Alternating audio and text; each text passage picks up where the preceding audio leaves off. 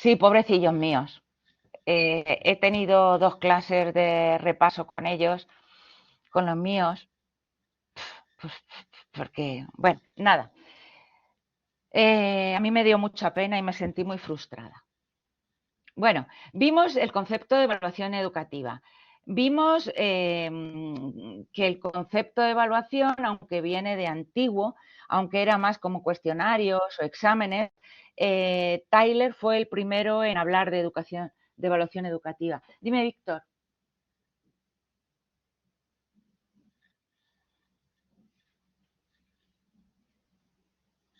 Sí, pues eso piensa que puede ser una pregunta. En la LOMLOE se elimina los estándares, los estándares y las reválidas, los estándares y las competencias, las competencias y los saberes básicos, ¿vale? Pero muy evidente.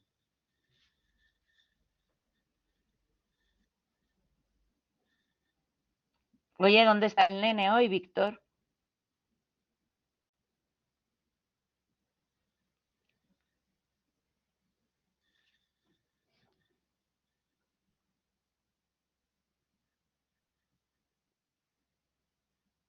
Vale. Bueno, y el tercero empezamos con... ¿Por qué, Begoña? No, supongo que todos los profes eran así. Vamos, que tampoco me lo planteo. Yo soy como soy.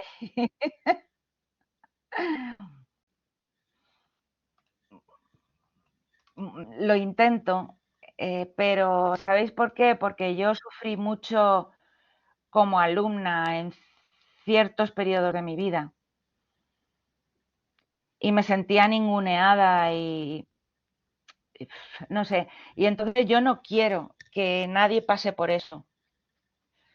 Quiero que os sintáis valorados. Gracias. Y ya está, nada más que eso. O sea, es de forma egoísta, porque yo no quiero, y tampoco quiero pasarlo yo mal, tampoco quiero que digáis, jolín, qué tía más estricta, más antipática, más no sé qué. Pues no, no me conviene, tampoco. Bueno, y la historia de la evaluación, pero la historia de la evaluación vimos muy poquito. Intento ser un poco coach, Víctor, o guía o compañera, digamos.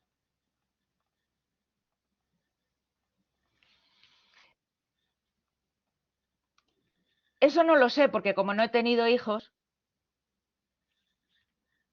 prefiero que seáis mis amiguetes o mis hermanos. Entonces, ya lo sé. ¿Pupilos, Begoña? Bueno, como vosotros queráis. Vale, José Antonio.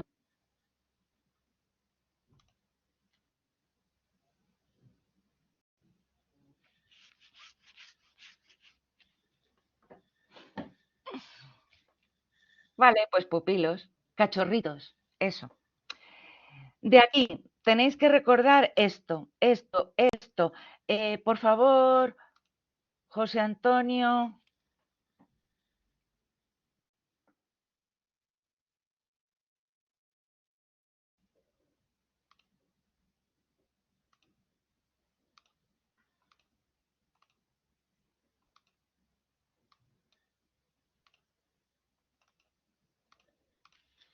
Vale. Sobre todo, bueno, de la historia, especialmente Tyler, porque es el primero en hablar de evaluación educativa. Es decir, une lo que es educación con el proceso de educación, con la evaluación, ya no solo como una certificación o como una calificación o un ¿cómo se llama? Un castigo, sino como un proceso de aprendizaje. ¿Vale? Y después, pues hablamos también de los chinos, ¿os acordáis? Los funcionarios que fueron los primeros en hacer cuestionarios para los funcionarios chinos, sí. Después, pasamos aquí, pero no explicamos gran cosa. Sócrates es como el padre de lo que se llama la mayéutica, ya os lo dije. La mayéutica. Entonces, vamos a ir aquí, pero tampoco es muy importante.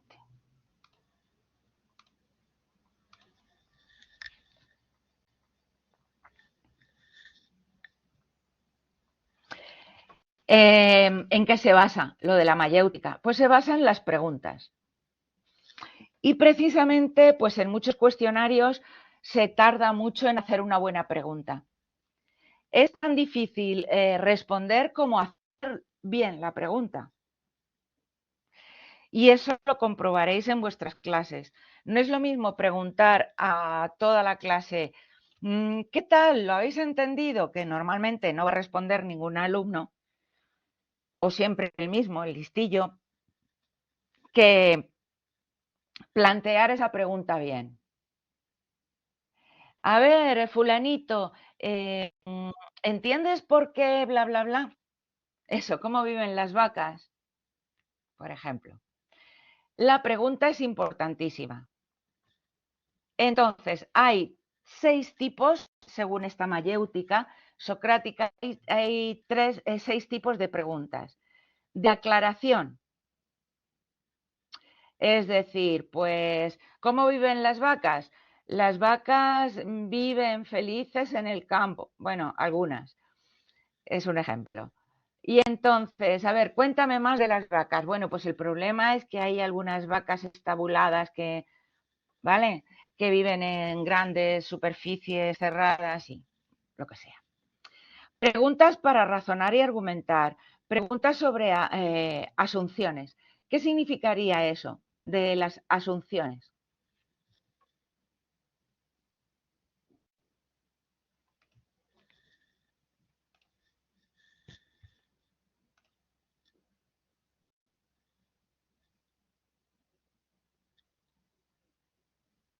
Bueno, pues vamos a pasar aquí.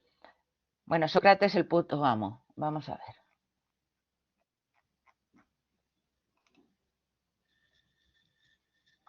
Muy bien. Cosas que pensamos que son buenas o que consideramos válidas y después no lo son. O sea, lo asumes. Después, preguntas sobre causas y consecuencias. Preguntas sobre el origen de las ideas. Preguntas sobre perspectivas y puntos de vista. Y preguntas sobre las propias preguntas. Esto lo tenéis aquí en esta página solo para que le echéis un vistacito. No necesitáis saber más de Sócrates, ¿vale?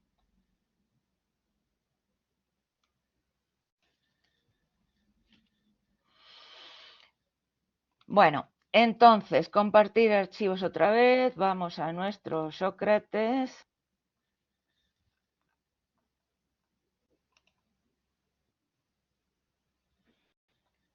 Porque gracias a ti veo que te interesa la filosofía, José Antonio.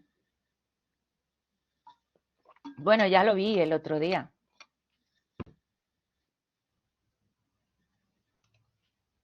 Sí, ¿verdad? Hombre, es interesante. La cuestión filosófica, de ahí viene la política, de ahí o tendría que venir, de ahí vienen las relaciones sociales, de ahí viene todo. Bueno, Sócrates se basa en un principio que es la libertad de expresión. Fijaos qué moderno era, ¿no? Y para hacer estas preguntas tenía como 3 filtros. El primer filtro es la verdad. O sea, ¿tú estás seguro de que lo que estás diciendo es verdad? ¿Cómo viven las vacas? Las vacas viven en zonas de nieve o de hielo porque les gusta más que en zonas calurosas. ¿Estás seguro de eso? Vale. Segundo filtro, la bondad. ¿Es algo bueno lo que vas a decir? Tercer filtro, la utilidad. ¿Es útil lo que vas a decir? Y si lo que deseas decir no es cierto ni bueno e incluso no es útil, ¿para qué lo dices? Vamos, pero una bestia, una bestia.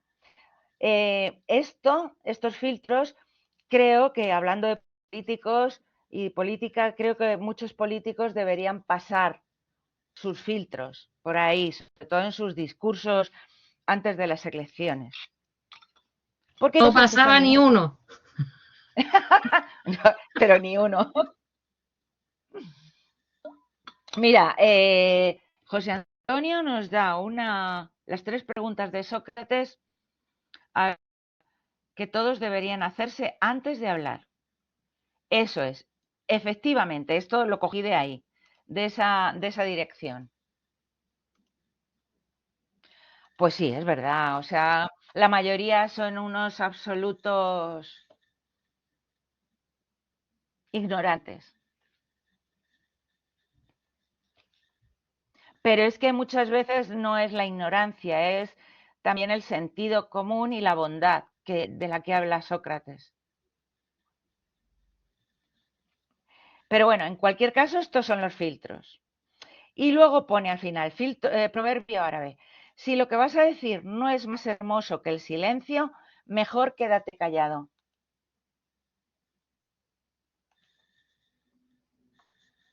¿Qué os parece? Genial, ¿no? También, si es que Sócrates. Vale, eso, para hacer pegatinas, más mensajes como estos y para hacer más música.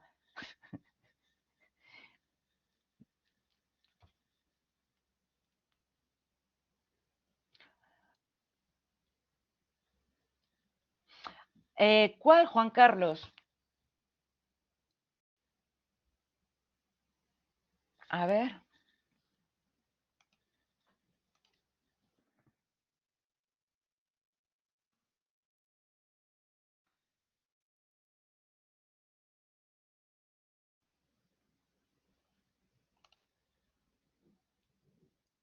Bueno, es que, vamos a ver, Manolo García, pura filosofía, igual que Auserón, creo. No sé, son dos filósofos de la vida y de la música. A ver, insurrección, cuando el Marte tenga. Bueno, da igual, ya la buscaré, del último de la fila, la canción. Cuando el Marte tenga. Vale, la tengo aquí delante. Vale, vale.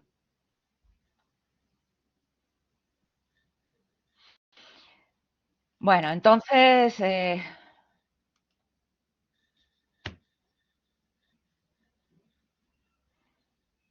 y es cierto, muchas veces cuando hay un grupo de personas que no se conoce bien, el silencio resulta incómodo porque se produce lo que se llama en pintura el horror vacui, o sea, el miedo al vacío. Pero es verdad que si lo que vas a decir son tonterías, mirad, antes me ha escrito mi hermana, esto como ejemplo, mi hermana Mamen, y dice, a ver, Bartolomé Sisters, vale, nos ha escrito y dice, es que no decís nada, yo hablo mucho y vosotros no contestáis nada. Y yo le he contestado, yo sí te contesto y dice, sí, pero 4 palabras. Es decir, yo hablo en la clase porque tengo que hablar, pero yo no, normalmente no hablo, porque no tengo nada que decir. ¿Tú crees, José Antonio?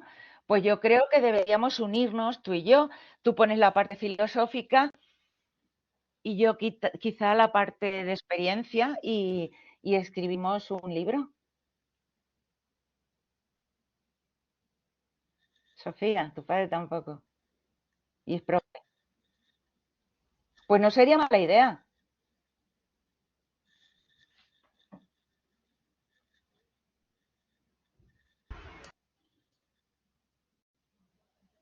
A ver, bueno, conocéis a este buen hombre, ¿no? Pero no tienes nada que decir, Paz, porque eres muy diplomática y porque no quieres tener conflictos. Uy, no, no, no. Lo de los conflictos depende de con quién y cómo. Vamos a ver, yo cuando leo o escucho tonterías, salto, siempre. Las escucho muy frecuentemente y salto. Pero, por ejemplo, en clase no, porque todo lo que estamos diciendo es constructivo. Vosotros y yo. Da igual, es constructivo. Otra cosa sería si de repente me decís, no sé, algo que... Sí, sí, señor Isa, sí, me genera enemigos, pero porque yo callo, callo, callo hasta que me canso de escuchar idioteces.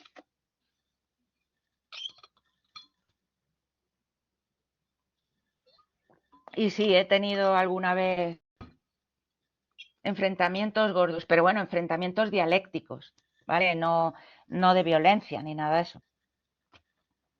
Con mis hermanas, mucho, con mis amigos, sobre todo con 3 amigas mías, de casi pegarnos. Bueno, ¿os acordáis de este buen hombre, verdad? Vale. Como os dije, es un Sancta Santorum sobre el tema de la evaluación. Entonces, aquí en esta pequeña entrevista habla de lo que significa la evaluación en la enseñanza de hoy en día. Entonces, sí, sí, creo que aquí,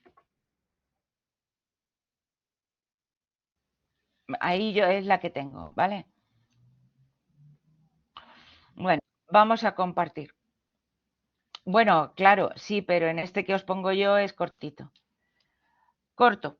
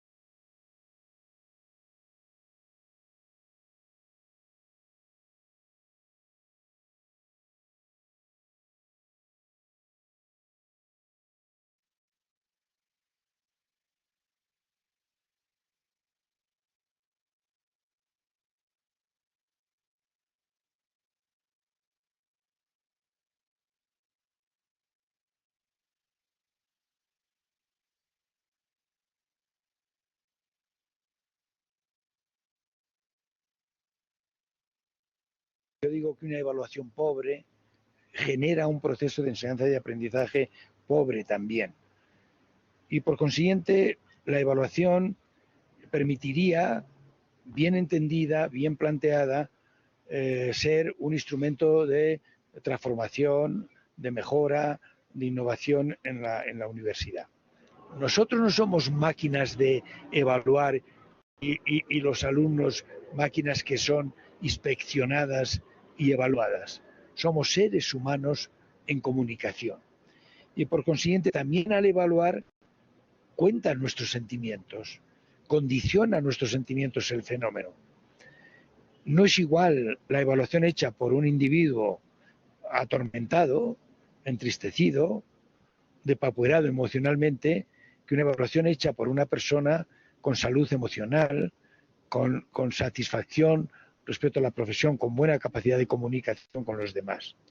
Y hay un tercer aspecto que no se debe olvidar, que es que nosotros estamos muy encaminados por la tradición, por algunos mitos y algunos errores, que se producen en nuestras prácticas docentes a evaluar casi exclusivamente el ámbito de lo cognitivo. Planteamos solamente en la evaluación cuánto sabe e incluso algunas veces qué sabe hacer. Pero pocas veces vamos a evaluar qué siente, cómo es, qué le pasa. Y ese componente es muy importante cuando hablamos de la formación, quizá no de un buen profesional, pero sí de un profesional bueno. Y nosotros no tenemos que hacer solamente buenos arquitectos, buenos médicos, buenos filólogos, buenos biólogos o biólogas, sino que tenemos que formar también a las personas. Es decir, tenemos que formar un médico bueno, un arquitecto bueno, un biólogo bueno. Y en esa bondad está el ámbito de los sentimientos, está el ámbito de las actitudes, está el ámbito de los valores. Y también tendríamos que preocuparnos de este ámbito de lo emocional, no solamente como condicionante del proceso en lo que se refiere a las emociones de los evaluados y los evaluadores, sino al contenido de la evaluación, al foco de la evaluación, al ámbito de la evaluación. Es decir, tenemos que evaluar los saberes, pero tenemos que evaluar las actitudes. Y a mí me parece que esto es muy importante, porque si entregásemos a la sociedad profesionales muy competentes en sus disciplinas, muy competentes en su oficio, pero malas personas, malos individuos, malos ciudadanos, estaríamos prestando un triste y un calamitoso servicio a la sociedad. Se podían... Esta es la pregunta fundamental en la evaluación. ¿Para qué evaluar? Escuchad atentamente. Plantear muchas finalidades, unas que son pedagógicamente pobres. Se puede evaluar para comparar, para comprobar, para seleccionar, para controlar, para jerarquizar. Hay otras que son perversas. Se puede evaluar para torturar, se puede evaluar para desprestigiar, para desmotivar, para hundir, para desalentar. Y hay otras que son pedagógicamente ricas, que son las que yo creo que se deben fomentar con mayor énfasis. Y una de ellas es, se debe evaluar para comprender, para dialogar, para innovar, para mejorar. También tengo otro libro titulado La evaluación, un proceso de diálogo, comprensión y mejora. ¿Cuándo es la evaluación un proceso?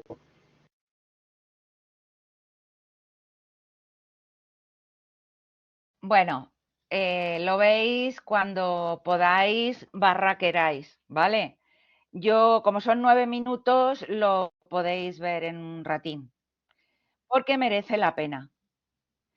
Por eso lo he vuelto a poner a este autor, porque hoy por hoy en España quizás sea el que más sabe de la cuestión de evaluación. Y además desde el punto de vista de un profe, es decir, es muy práctico, es una persona no solo teórica, sino que se nota que está en las aulas, sean estas las que sean, y que trata a los alumnos, pues como ha dicho, no efectuar la evaluación para torturar o para clasificar, sino para mejorar. Siempre con la evaluación se tiene que aprender y se tiene que mejorar. ¿Vale? Bueno, ya la dirección, los he dado. Os lo he dado. Bien, entonces, ¿cuáles son los conceptos, los elementos básicos de la evaluación educativa? ¿En qué página está, Bedoya? o cualquiera de vosotros. A ver, ¿quién puede buscar conceptos básicos de la evaluación para que no os perdáis?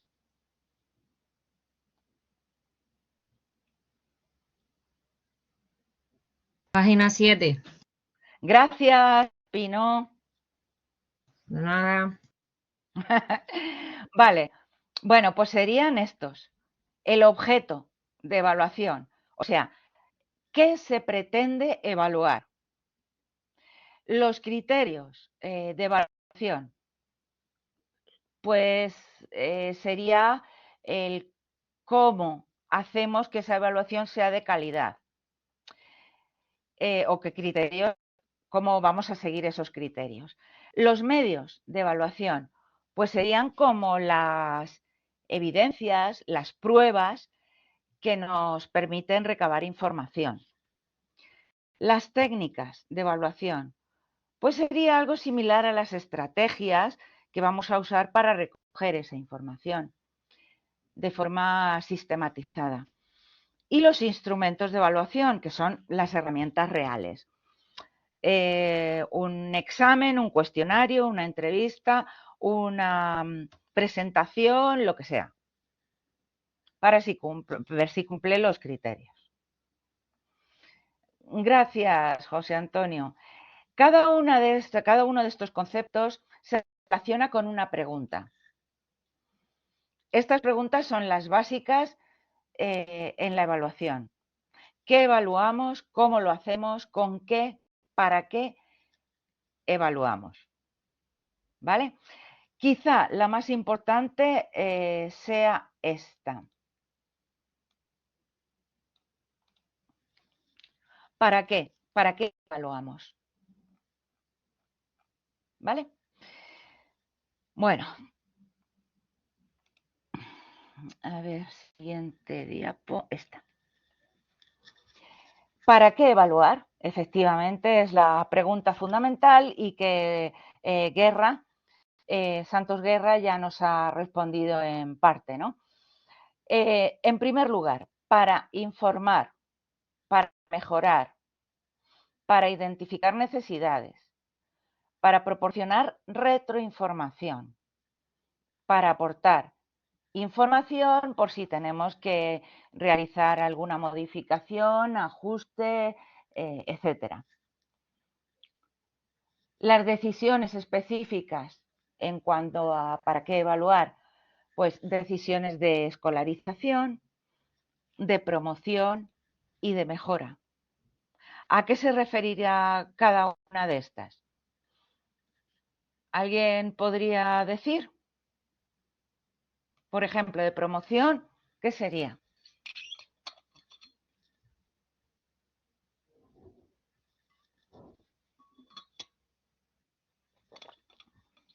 Venga.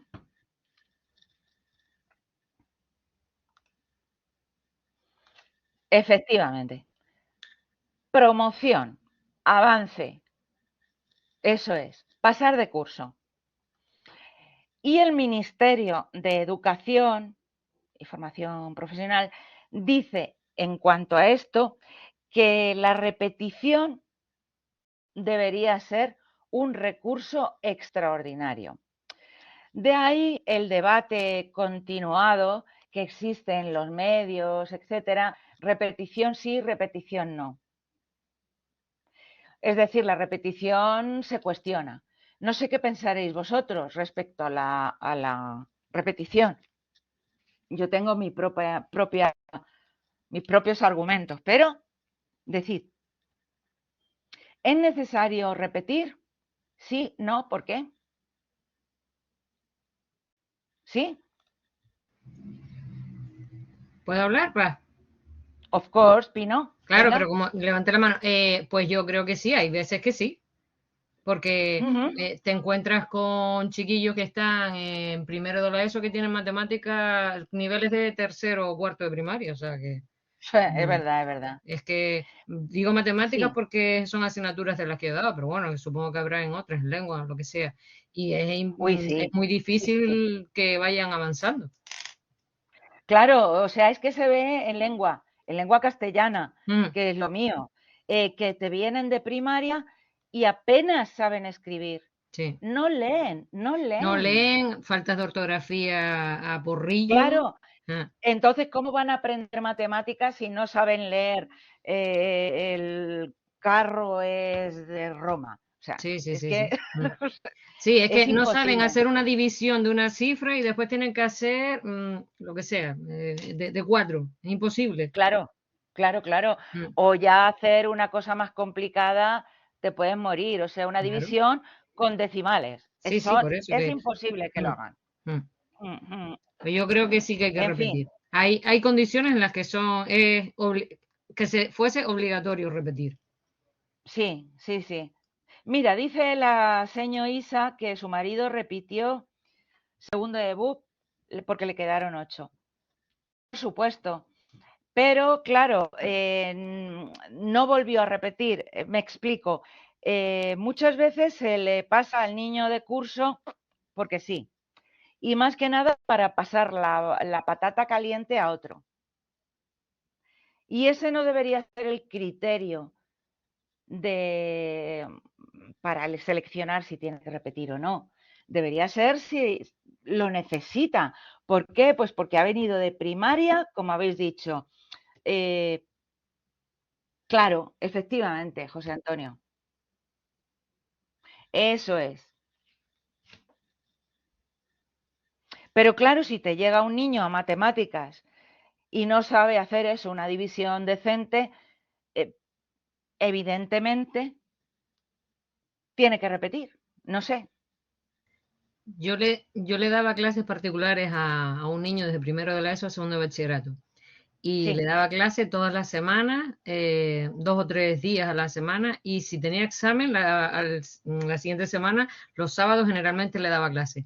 Pues sí, el chiquillo se envenenaba porque decía, pero Pina, ¿para qué estoy estudiando si los que no hacen nada después al año siguiente están conmigo en la misma clase? claro, Y aquel se efectivamente. envenenaba, y claro, él tenía clase porque la madre lo ponía para que sacase buenas notas. Y el otro decía, pero si da igual que estudie o no estudie, al final están conmigo igual los que se han estado tocando todo el año los pies. Es que Eso, sí, mm, sí, sí. los niños al final se dan cuenta también. Es penoso. Pero claro, porque además el niño que se esfuerza y que tiene buena nota o que eso, que va a clases particulares y que tiene una nota decente y tal, de repente ve como en el curso siguiente está con compañeros que no daban un palo al agua y dice, bueno, entonces yo para qué me esfuerzo, con lo cual motivación cero. Claro. Lo que dice Begoña de la motivación intrínseca. Bueno, y luego estaría las decisiones de mejora. Eso. Pero yo creo que pasarán años hasta que eso cambie. Es un proceso lento, José Antonio. No es porque, ala, sale una ley y punto. No. ¿Qué significaría eso de mejora? Pues en relación con lo que estáis diciendo, ¿no? La evaluación puede ayudarnos pues a aprender, a mejorar, a crear grupos o personas grupos más igualitarios, más inclusivos, intentar conseguir unos objetivos, etcétera. A ver qué dice Begoña. Claro, el nivel. Sí. Ay, el angelito, sí. Ya. Sí, de esos hay muchos. Pero bueno. José Antonio, pon aquí un asterisco.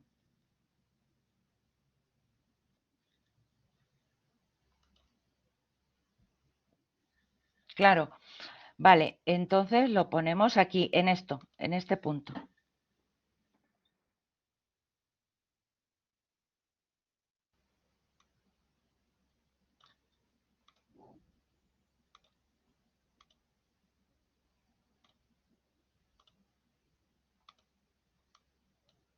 Jolín. Muy bien, gracias. Ya habéis puesto dos. Perfecto. Las decisiones específicas son importantes, ¿de acuerdo? Vale, entonces, conclusión. ¿Para qué evaluamos? Mirad esta infografía que he hecho yo. Bueno, estabais moviendo. Vale. Como resumen. Para calificar, para aprender, para reflexionar, para comprender, para cambiar, para transformar, para crecer. Pues todo eso, ¿no? Mejorar, aprender, etcétera, etcétera. Vale, en cuanto al siguiente punto, la evaluación. Una Dime, cosa, Pilar. y lo Sí. de lo de la escolarización, ¿a qué se refería ¿A qué se en la refiere? anterior? Dices, espera que vuelvo. Aquí, Sí, porque ¿no? empezamos con la promoción y con la mejora, pero no, o yo no me di Que cuenta es que lo dijera. sobre todo, no lo he dicho, creo. Ofrecer apoyo específico Ok, a gracias. quien tenga necesidad. Por ejemplo, pues tú has hablado de clases particulares, por ejemplo, o algún tipo de tutoría o lo que sea, pero dentro de lo que es la escolarización del chaval. Gracias. Bueno, nada, guapa. Vale, la evaluación. Entonces, otras preguntas que vimos que eran importantes es ¿a quién evaluar, qué evaluar y cómo y cuándo evaluar? Evidentemente, por un lado está el alumno, pero también el profe. El profe puede ser evaluado por los alumnos. Vosotros me evaluáis a mí al final de curso. Hay una herramienta aquí en el campus virtual de la UACS donde me vais a evaluar. Qué miedo. Pero bueno,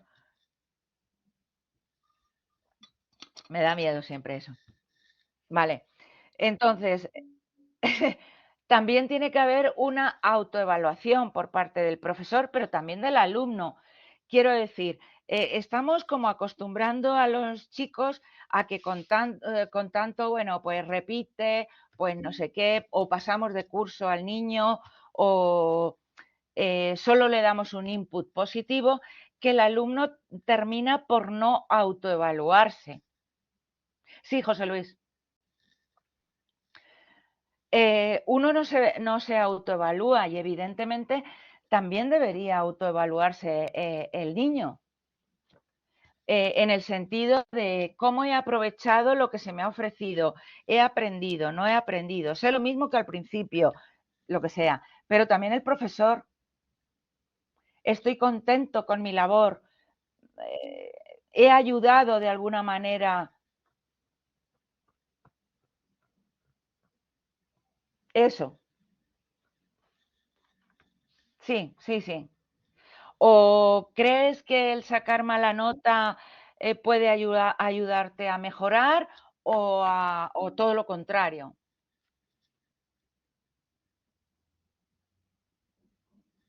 Pues sí, José Antonio. Vamos a ver, por ejemplo, en esta universidad, si tienes menos, por ejemplo, de un 60% de opiniones positivas, evidentemente se lo plantean. Porque es fundamental para la media de la universidad. Es decir, la calidad del profesorado tiene que ser más o menos alta. Y luego, bueno, en todas las universidades donde he trabajado ha sido así, en las escuelas también. Paz, perdona Dime, que te interrumpa. dime, Monse. ¿De verdad me estás diciendo que lo tienen en cuenta? Sí, Pues no sé. sí, sí lo tienen en cuenta. Es decir, claro, si de repente un profesor, tú imagínate, no un año, sino que lleva 3 años en un centro y matemáticamente en el cuestionario final que se les ha pasado a los alumnos sobre su satisfacción, matemáticamente todos dicen que muy mal.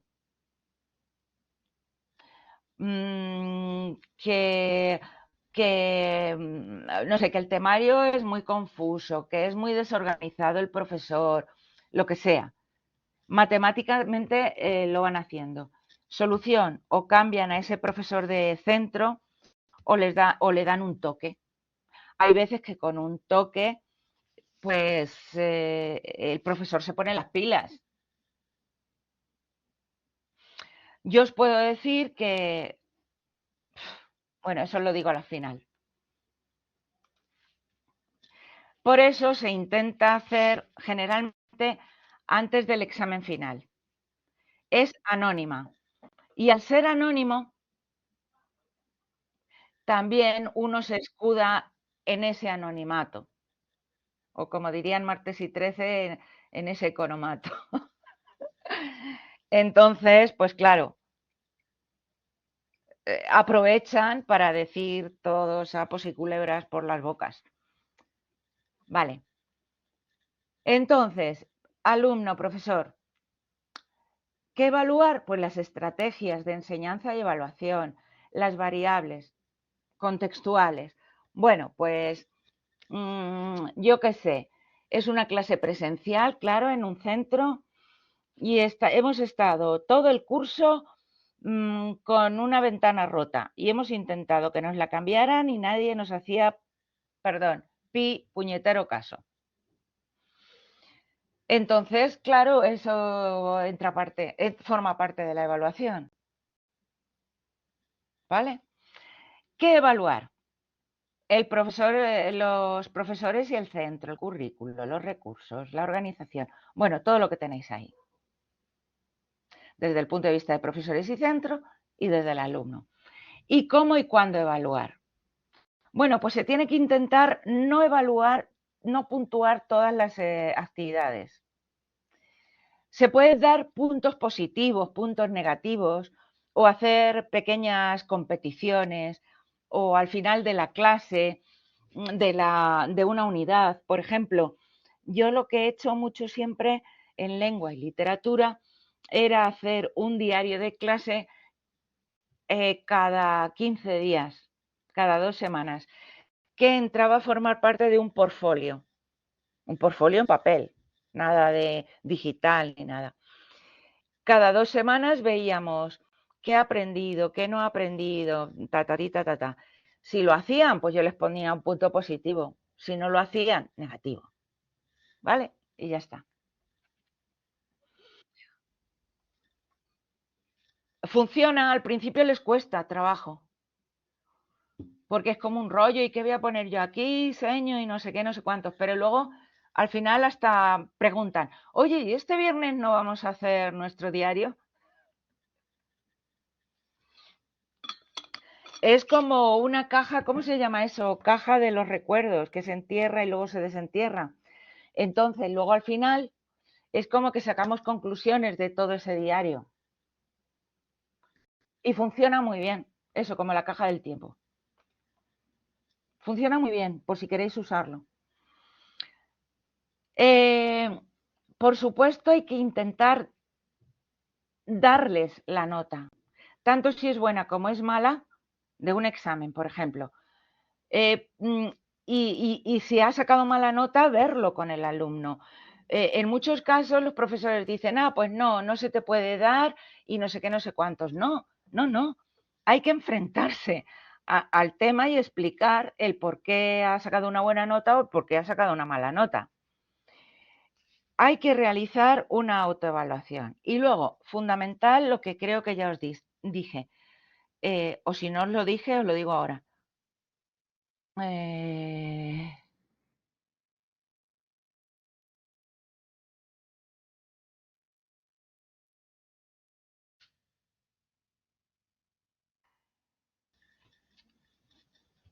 ¿Sabes, Begoña, eso de los monos así?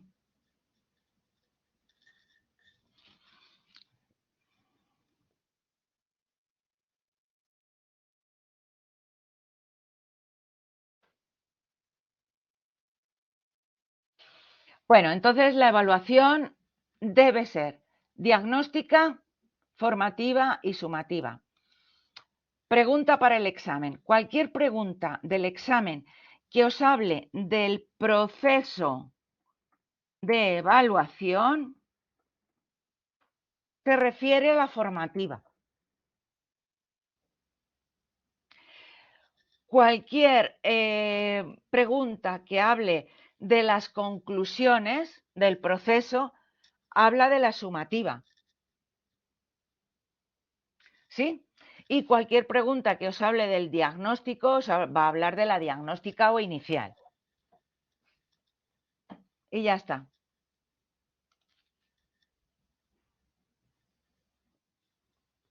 Sí, o lo escribo, esperad, lo escribo aquí.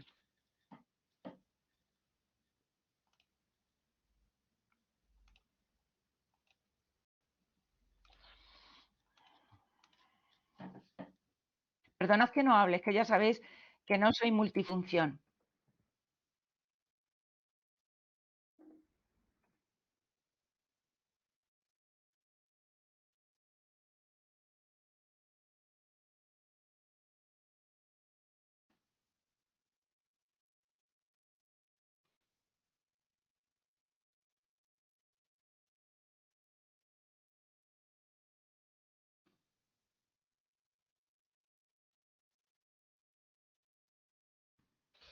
Vale.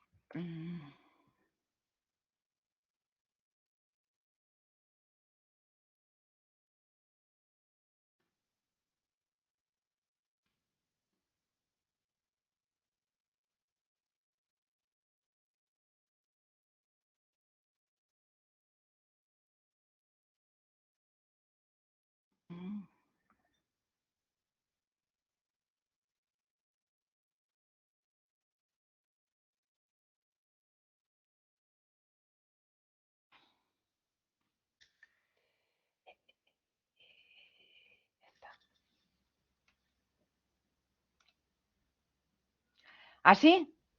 ¿Así vale? Vale, lo digo porque muchas veces hay alguna pregunta. ¿Cómo se llama la evaluación que se produce a lo largo del proceso de enseñanza y aprendizaje? ¿Vale? O al final, o lo que sea. Entonces, eso es... Pino. Sí, se supone, bueno, es lo que yo creo, que la sumativa es la evaluación final y la Sí, formativa es la que decíamos evaluación continua. eso es. Ay, mira, lo voy a poner. Uy, ¿qué ha pasado aquí? Vale.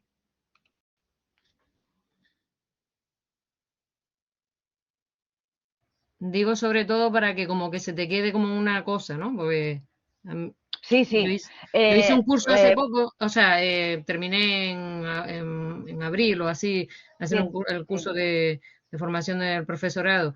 Y entonces era eso, que la sumativa era la evaluación final, lo que conocemos como evaluación final, y la formativa es la evaluación continua.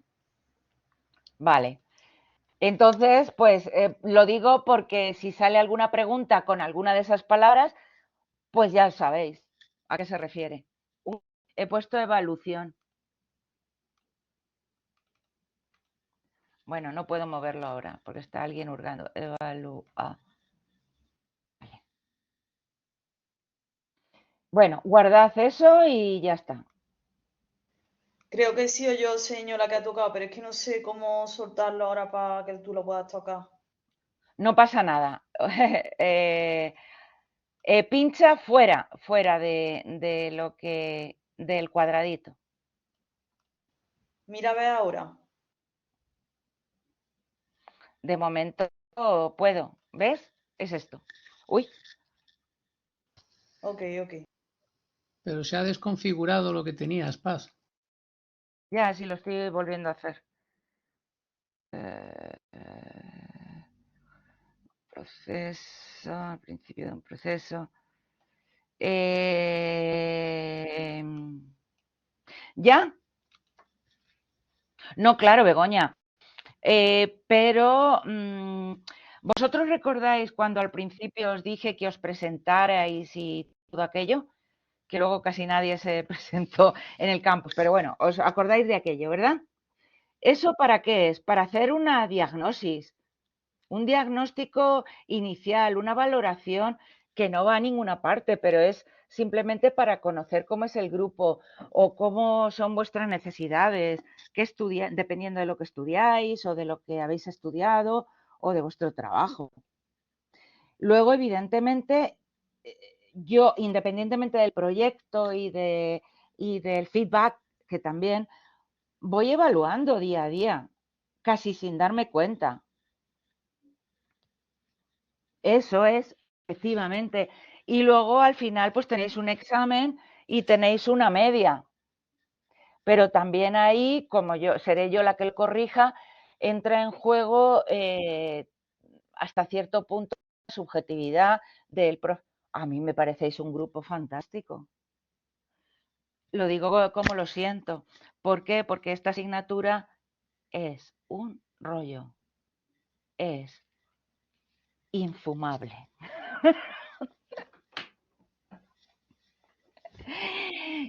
Y no solo depende de la actitud que yo le pongo, que de verdad que le pongo toda la actitud que yo puedo. Depende también del grupo.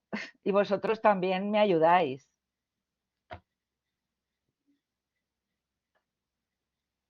Lo sé, Begoña. Pero es que si luego quieres hacer oposiciones, por ejemplo, esto es fundamental. En fin. Es un rollo, lo sé. Pero bueno, hay que hacer de tripas corazón y hacemos lo que podemos. Vosotros y yo.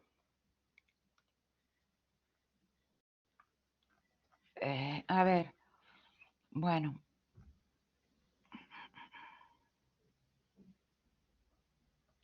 Vale, entonces además de la diagnóstica está la formativa y la sumativa, que es lo que acabamos de ver. Esta clasificación de ERRAN, olvidadla, porque no se le va a ocurrir a nadie. A ver, según la localización, la evaluación puede ser según el tiempo. Le ponemos un asterisco negro. Una vela negra. ¿Hay vela?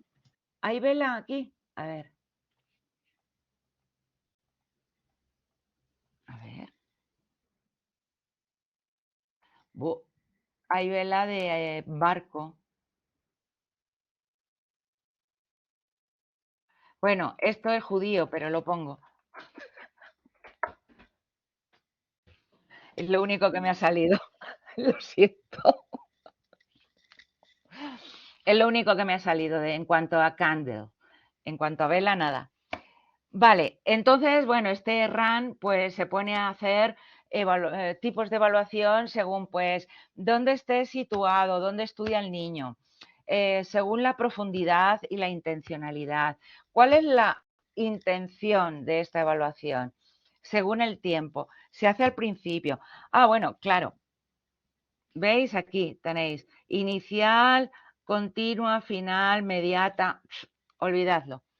Luego, según el agente, ¿quién evalúa a quién? Muy bien, Víctor, un prohibido. La compleción, que además es un palabra que yo odio, lo de la compleción, que viene de completo o no. La finalidad. Y aquí tenéis, si le queréis echar un vistazo, pero vamos, es lo que acabamos de ver. Olvidando esto.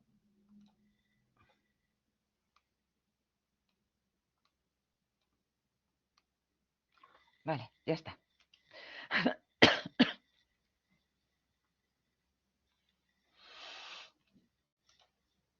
Bien, por ahora, ¿no? Como veis, las unidades más complejas eran las del principio, ¿no?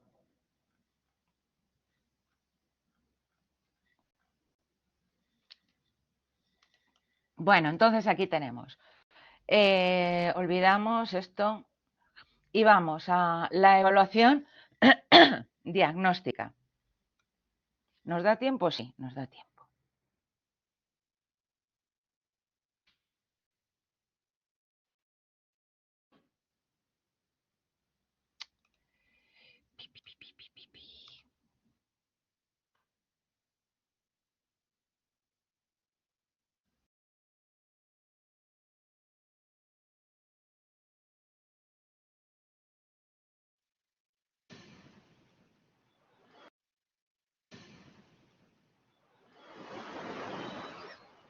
¿Qué es la evaluación diagnóstica? Muchas veces pensamos que la evaluación diagnóstica es la que se realiza al comienzo del año escolar para detectar lo que los estudiantes no saben, no recuerdan, o para diseñar mecanismos de reforzamiento de habilidades o contenidos que deberían haber sido incorporados en un proceso anterior al diagnóstico. Sin embargo, evaluar no es solo determinar el error o lo que no se sabe, y diagnosticar no es un proceso estático que ocurre a veces, sino que es un proceso constante. La evaluación es un proceso reflexivo para tomar decisiones informadas respecto del aprendizaje. Evaluamos para interpretar, analizar y tomar decisiones pedagógicas que nos permitan reorientar, reforzar y diseñar la práctica de acuerdo al nivel de enseñanza y a las prescripciones curriculares.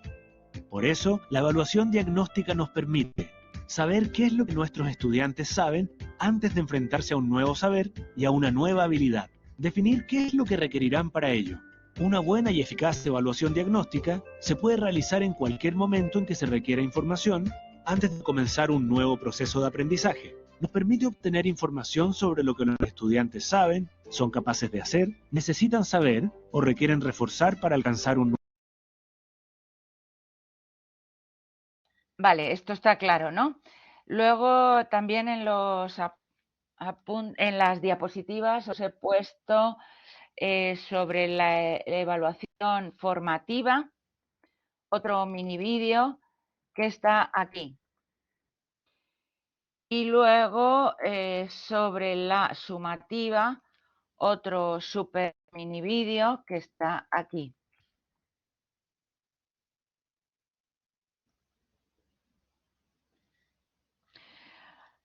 Vale, y a ver algo que sea importante realmente del resto del temario. Bueno, como os he dicho antes, no solo se evalúa al alumno, hay que evaluar la actividad docente. En muchos casos es autoevaluación.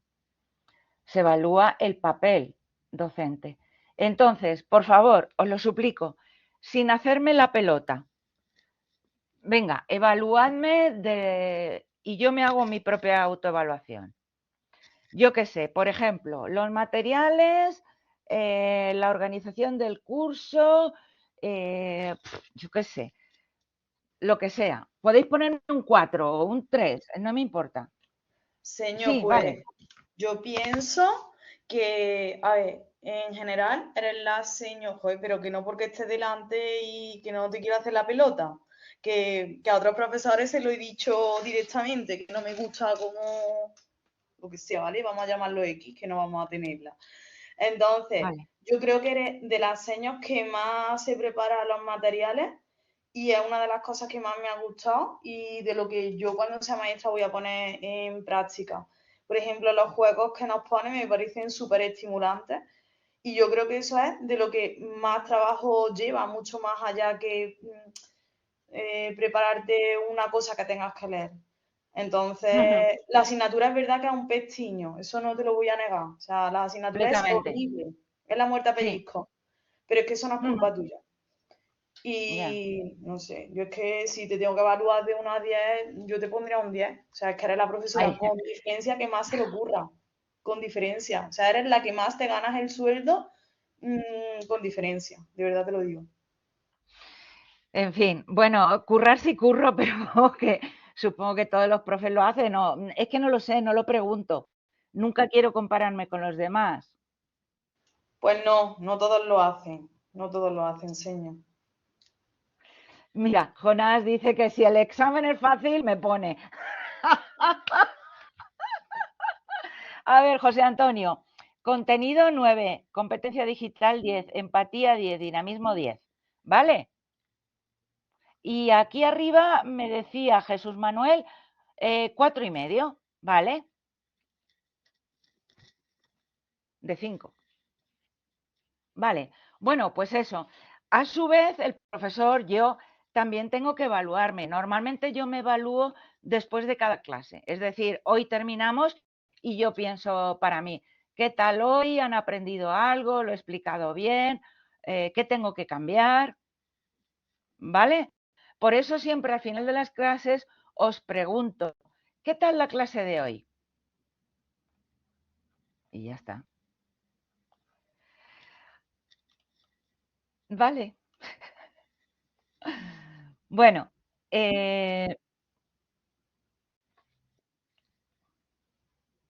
gracias, Tania. Claro, Bartolomé. Bueno, entonces me estáis poniendo en general buena nota. No me suspendéis. Es lo importante. Yo con eso me siento contenta. Vale, bueno, pues pensad que vosotros vais a tener que evaluaros también. Y tenéis que pensar, gracias, y tenéis que pensar en lo que tengo que cambiar, en por qué esto no ha funcionado, lo que sea. Y el profesor además no tiene que tener miedo a la evaluación. ¿Por qué? Porque es una forma de aprender y de mejorar. Si vosotros me decís, pues de 10, de 1 a 10, pues tu nota es un 4. Bueno, pues yo me preocupo, pero no en el sentido negativo, sino, ¿qué tengo que cambiar? ¿Vale? Es eso. Y tened mentalidad de profe y autoevaluaos, porque es importantísimo.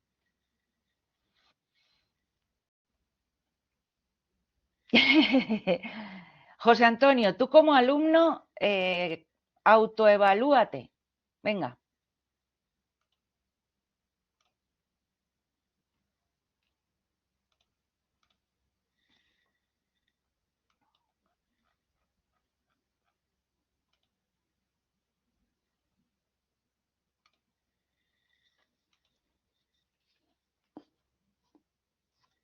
¿Miedito?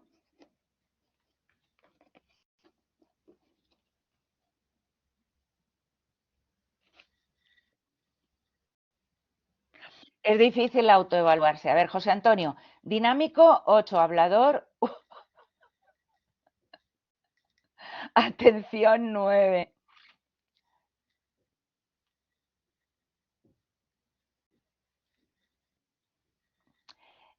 Carlos, al 100% de acuerdo contigo. Problema, que yo no soy la coordinadora de la asignatura. Que todo me viene dado. Entonces, con las herramientas que tengo, con lo que me dan, tengo que intentar hacer malabarismos. Pero tienes toda la razón. Habría que enseñar eso y habría que enseñar un poco del lenguaje académico. No, pero estoy de acuerdo. O sea, yo incluso le propuse a Elena, la coordinadora del máster, si me permitía dar un seminario de lenguaje académico, de cómo escribir trabajos académicos, donde entraría lo de las normas APA, porque me parece fundamental. Sí, ¿verdad? ¿Estaríais de acuerdo?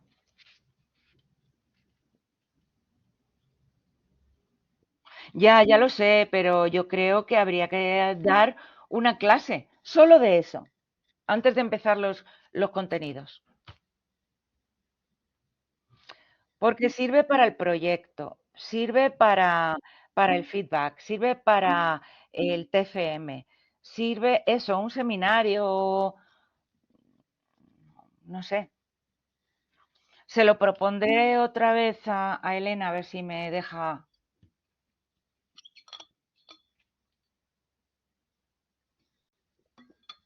Y programación o algo así, sí. Lo sé, no es fácil, José Luis.